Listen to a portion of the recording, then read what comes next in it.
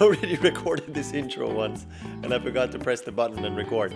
All right. Hi, everybody. Dr. Sia here. Let's set some goals together. Oh, I forgot. I keep forgetting. I have to actually press the button.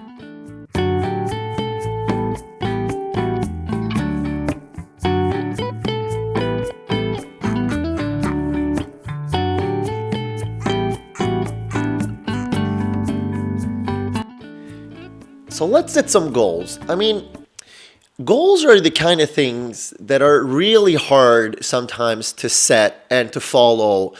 I mean, every day we set goals, and whether we do it implicitly without thinking about it, or unconsciously without thinking about it, or whether we're told what to do, we sort of either agree with, well, everyday plans, or we sort of sometimes need to get a little bit outside of our everyday routine and start setting some goals for each other. For each other, for ourselves. We can set goals for each other too, but we're not necessarily going to follow them then, are we? So it's like, you want to set some goals for you. And every time I think about hard goals to set, for me, it's going to the gym. Now, I don't know what it's for you. For you, it might be the goals of playing a new instrument, or the goal of getting a new job, or the goal of sending in that application, going to that audition. Or maybe it's just the goal of calling somebody up who you've been waiting to call for a long time. Maybe someone you're romantically interested in, or maybe it's a friend or family member. I don't know what goal you have or what you want to set, but I have a goal that I want to set here today. And for me, it's going to the gym. Now, that is a really big goal, to say I'm just going to go to the gym.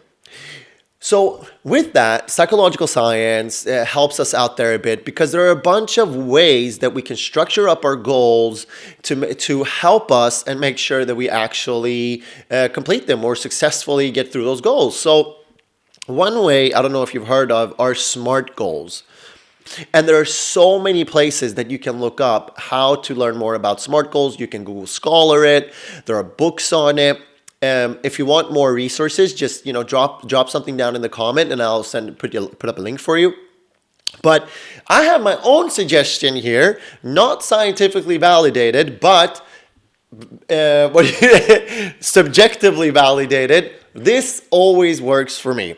And maybe because I think SMART goals sounds like the goals have to be a bit like clever to begin with, I just like to call them, here we go, drum roll, tiny goals.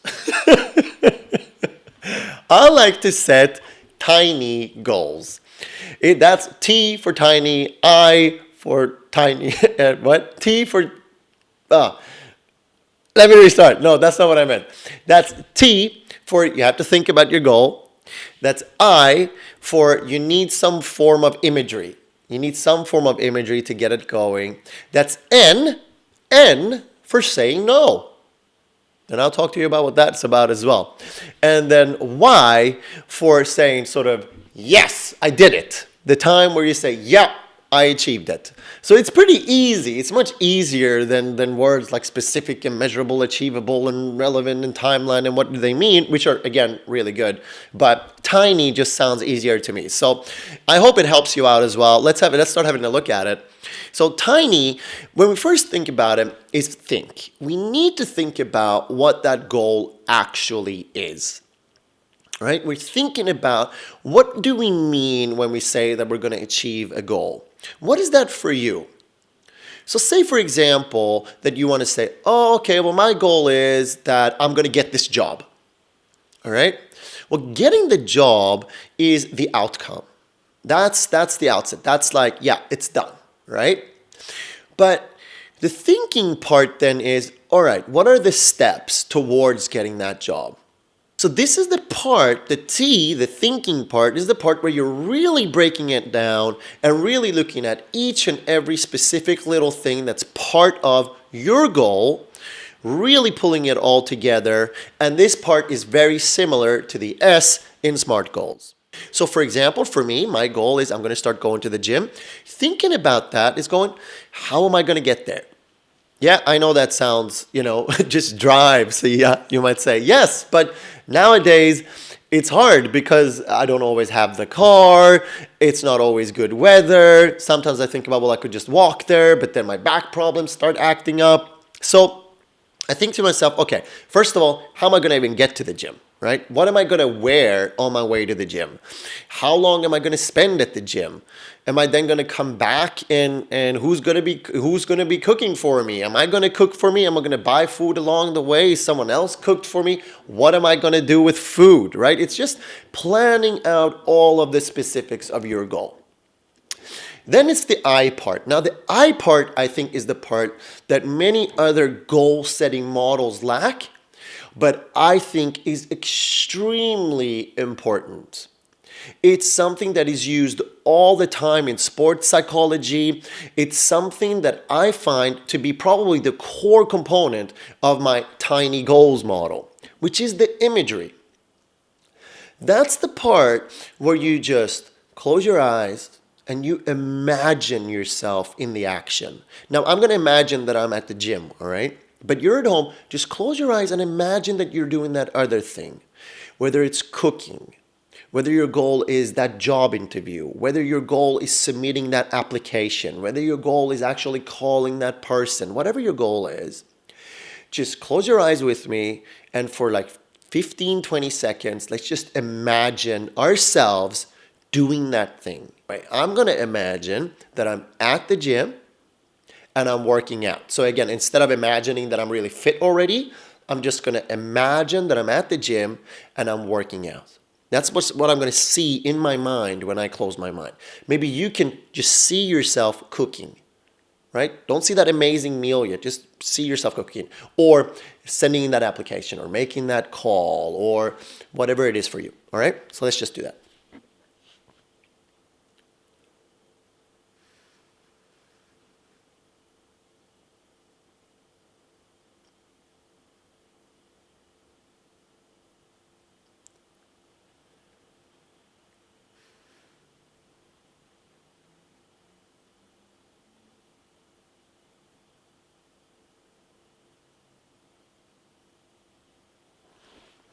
All right, that was the imagery part. Now, I don't know how you feel about that, but that's the part that gives me the energy I need to do it. That's the part that helps me get on with the action. I find often I could do all of the other things. I could do the specifics and the measurables and things, but this part here, where I just imagined myself being at the gym doing push-ups, this part just got to me. This part is going to help me do it, right? And yes, there are people out there who's going to go, how come you didn't imagine legs day? Because legs day sucks. Legs day. What legs day? I hate legs day. Some people love legs day. I don't know who you people are, but you are amazing people, you who love legs day. Me, I just find that legs day just, I'm doing something else. I got something else to do. Anyway, I imagined doing the most classic, easiest thing that a lot of guys do at the gym. I imagined doing push-ups. What did you imagine doing? Did you imagine chopping some onion? Did you imagine beginning just writing that CV? Did you imagine that bit where you handing in the application? I don't know what you imagined, but this is the part where there's energy, right? Can you feel that? Can you feel that energy that came along with it? It doesn't need to be really strong, but just a little bit. Just a little bit of like, oh, that's what I'm going to do.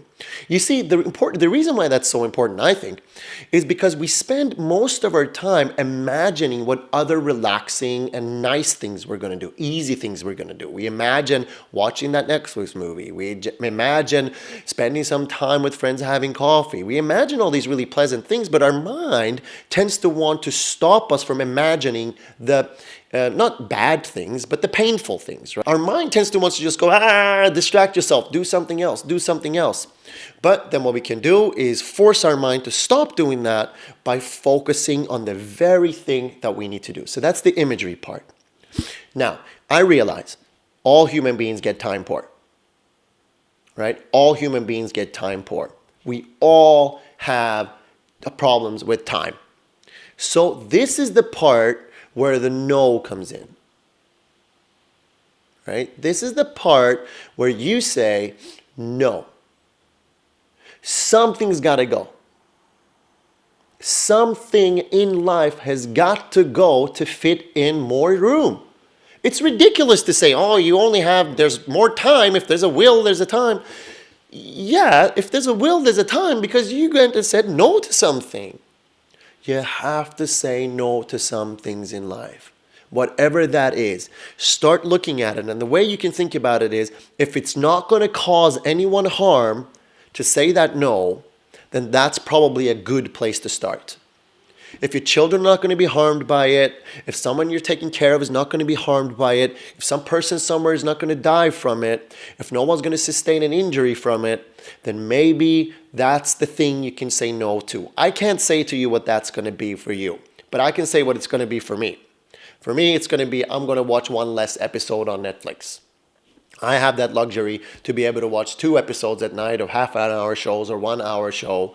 I'm just going to say no to that. And whatever I was going to do later, I'm going to do then. Probably means I'll be doing dishes at night or something. But it's worth it. So that's my no. For you, it might be saying no to someone else or something else.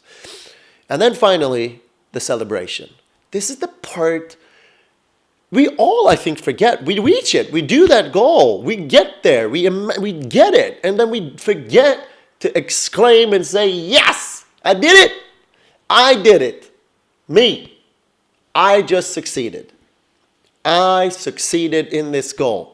And we have to be ready to be proud of ourselves and like ourselves for what we achieved. If we're not, then it's not going to matter. The goal doesn't become from inside. It doesn't become an intrinsic goal. It just becomes whatever. Someone goes, oh, wow, really nice meal. And you go, whatever.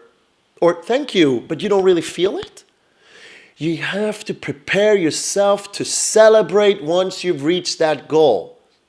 And that can be part of your imagery too. So once you imagined trying to reach the goal, once you're getting closer, you can start imagining what it's going to be like too.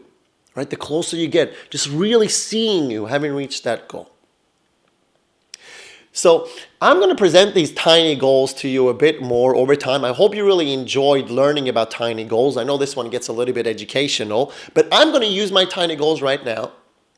I'm going to plan how I'm going to deal with this whole issue of not being able to go to the gym. I've already done some imagery. I feel psyched about it. I feel ready to go. I'm going to say no to one Netflix episode tonight. And believe you me, I'll be celebrating once I'm coming home. I'm going, yeah, I did that. I'm going to walk like I'm a champion all the way home. This crazy guy just coming home from the gym looking like he's the boss. That's me. I'm going to boss it at the gym.